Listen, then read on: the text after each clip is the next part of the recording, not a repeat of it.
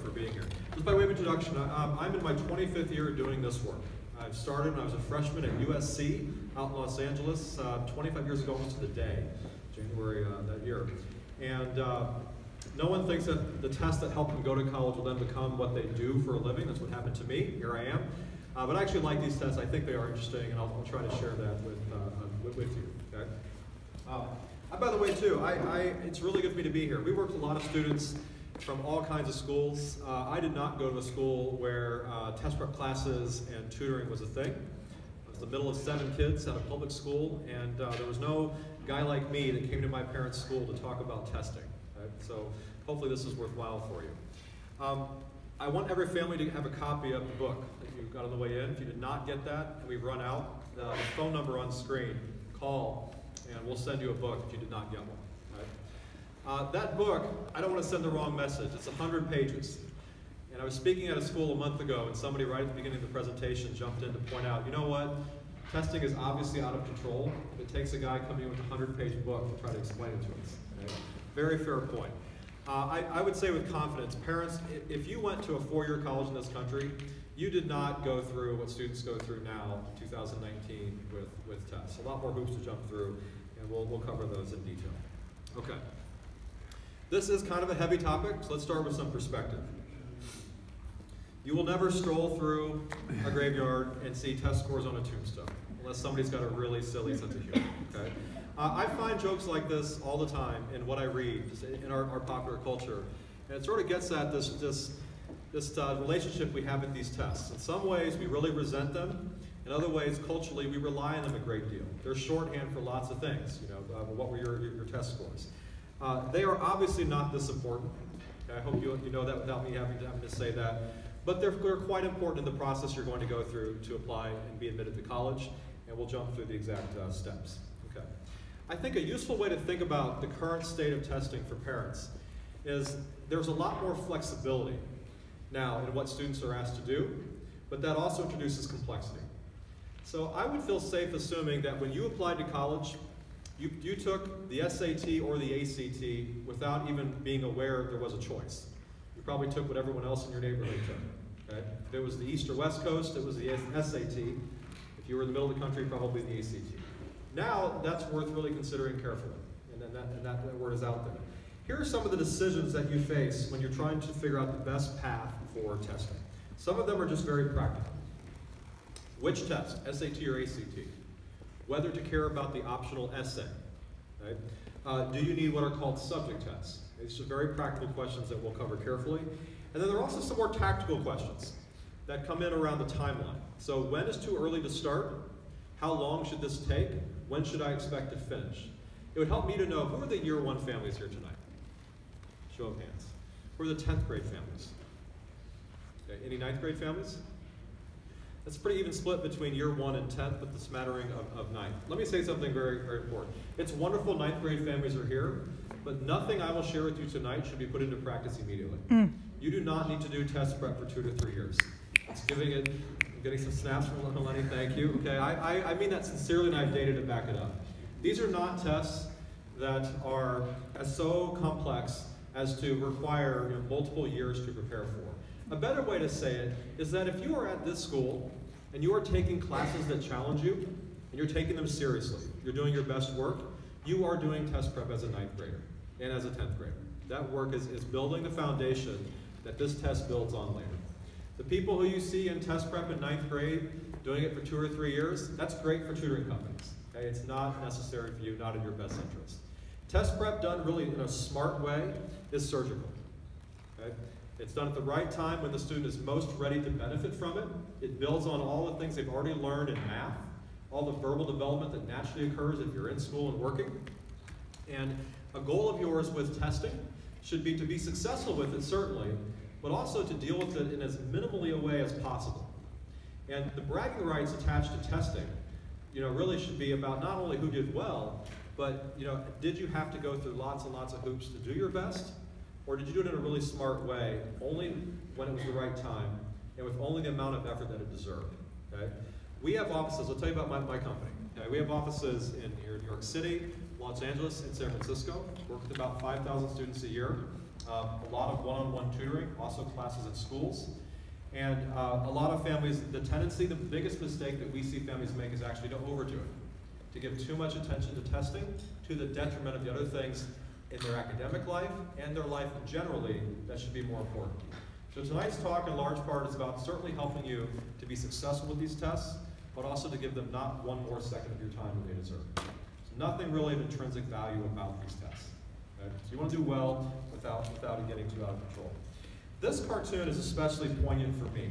Okay? I have my 4 children. My oldest is my daughter, who's 14. So if it's hard to see in the back of the room, the idea is there's an upset student, and a parent is trying to console her and says, "Tell me what's bothering you. Use your SAT words when you do." Okay. Students, would that be helpful in that moment to hear that from your mom or dad? Probably not. Okay. Students, though, what does this reveal about your parents? Okay. Without exception, we as parents are well-intentioned. We're trying to be helpful. We want to do the right things. We don't want to make mistakes or not give you advice, not help you with something that would have made a big difference in where you get to go to college. Part of our behavior is driven by this understandable anxiety. We care about you, want to help you. Sometimes we try too hard. We're a little awkward in how we go about it, but forgive us. Okay? So, parents, that's a misguided attempt. Okay? Your role in this process primarily is to help the student be armed with really good advice. And along the way, there are a lot of decisions that she'll face that don't have black and white answers. And if that were not true, I would not be here, because Lenny would give all of you a testing to-do list that was the same for every student. And off you would go and just do exactly what she said for everybody to do. But there are decisions that you have to make.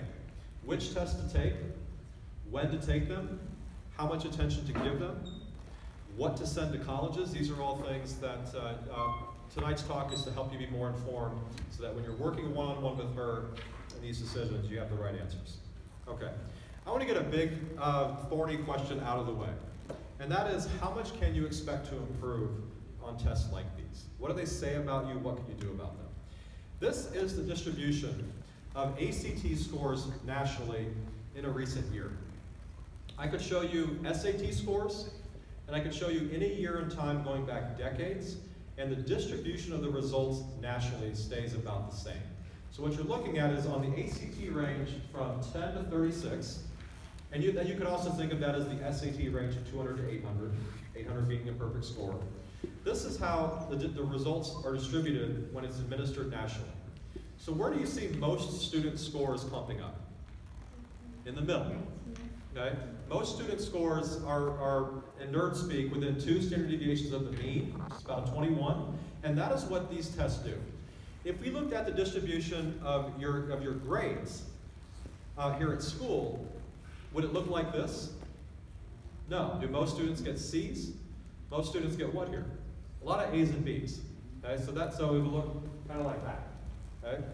What is it about these tests that ensures that this is how the results will sort out every single time? It's some things that are kind of diabolical, which we'll show you and get into. Okay? But the point is that this is how tests, standardized tests, are different than grades. And this is part of what props up their value to colleges. Okay? Colleges know that when the test is administered, we could debate what a high test score says about a student or about a human being, and I would be the first to tell you that an 800 on the SAT, ultimately in life doesn't make a heck of a lot of difference. Okay, and we adults could tell students, we could tell you about people we've known in our lives or encountered in our careers who maybe were testing smart, naturally good at tests, but struggled for other reasons, lacked common sense, work ethic. Kindness, a sense of humor, the things that adults know matter greatly over the long haul of life in our professional lives and our personal lives. Okay? A test score gets at none of that. All these tests do at best is they provide a little bit of benefit in helping colleges predict your first year freshman grades in college. That's it. They don't predict your college graduation rate, say nothing about your career success down the road. It's simply a hurdle to get through at this moment in time. Here's the thing. What we cannot debate about these scores is that the really, really high scores are rare. A 36 in ACT, a perfect score, less than 1% of the testing population in a given year, out of more than 2 million students who take the test. Right? So whatever value colleges choose to attach to that It's fairly unique in their applicant pool, and it helps them give some context to grades. So I used to work in admissions at USC out in Los Angeles, and I will never forget two things that I learned working there. One was longtime director of admission who's now passed away, and he was in a staff training, and he told us once, he said, sometimes you have to, as you review files and as you consider these scores, you almost have to hold your nose. What did he mean by that? There's a great deal about these tests that's extremely problematic, and I will say unfair in the way that they operate. It's an extremely strong correlation between these test scores and family income. That's not what colleges want to try to reward. Okay? So the tests are problematic in many, many ways. And I think it's important for you to know that the people on the other side of this process in admissions, they understand that perfectly. And they are human beings trying hard to not give these scores too much consideration, and also to understand these scores in context. And have some sense of who's a student who has access to 6 months of tutoring versus who's a student who must go it on their own. Now, these are things colleges are thinking about. Okay? The second thing was some justification for why colleges still use them anyway, why most colleges use these scores. Here's USC's situation. So USC is a large private research university in Los Angeles. USC last year got over 60,000 applications, which we're a little petty, so we like to point out was more than Stanford. Okay? An inferiority complex if you're a USC person. Okay? They got those applications from more than 140 countries. And this stat really jumps out at me. Those applications came from more than 10,000 high schools. Okay? So that's something to think about. If you work in admissions at USC, they actually know this high school. They know this high school's profile. So that's great. What about, though, the school in, say, very rural New Jersey that sends USC one application per decade? How do they know what to make of that student's transcript? These test scores at best give them this crude measuring stick to try to give some context to this transcript versus this transcript. That's it. Okay? So where does that leave you? Your goal, completely rationally, should be to say, I would like to do as well on this test as I possibly can. Fair? So the question is simply, what can I do within reason to reach my potential? That's the question with these tests. Here's the hard truth, though, and I'm most helpful to you if I just speak very plainly.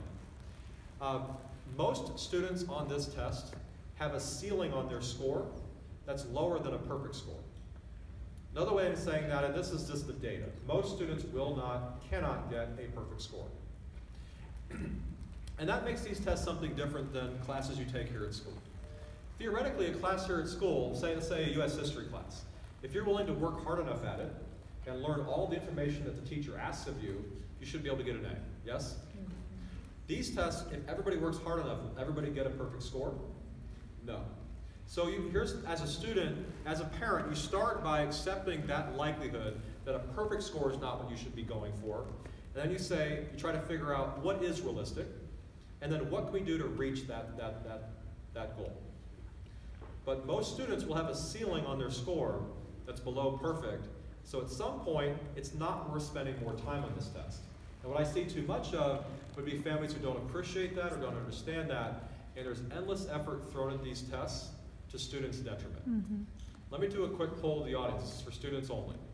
How many of you in year one, now or next year, expect to have unlimited amounts of time and motivation to deal with testing and test prep? No need to turn around, there's no hands up, okay? So the question really should be about efficiency. Do some things that are smart and that will be successful to improve your scores, but don't make it your #1 extracurricular activity. That's not the right approach, okay? Let me give you some numbers. So thinking about percentiles, the 50th percentile on the ACT is about a 21. The SAT, it's right around 1,000 out of 1,600. And here's a scenario. Say a student had an ACT score of 19, okay? For parents, that'd be an SAT score of about 950, okay? That is nationally the 44th percentile. And a way to think about percentiles is a competitive field. So say you have 100 students, and you're at the 44th percentile, you're here. Here are the students you are ahead of, here are the students ahead of you. Here's the really important takeaway. A realistic goal for most students on the SAT or ACT is to cut the field ahead of you in half. That is a realistic, attainable goal for most students. And what that would look like in this case would be improving from a 19 to a 24, which would be going from the 44th to the 73rd percentile. That is a very meaningful improvement. Within the college admissions world, that changes the competitive landscape that you're operating on. Okay? I will also tell you that is fairly routine.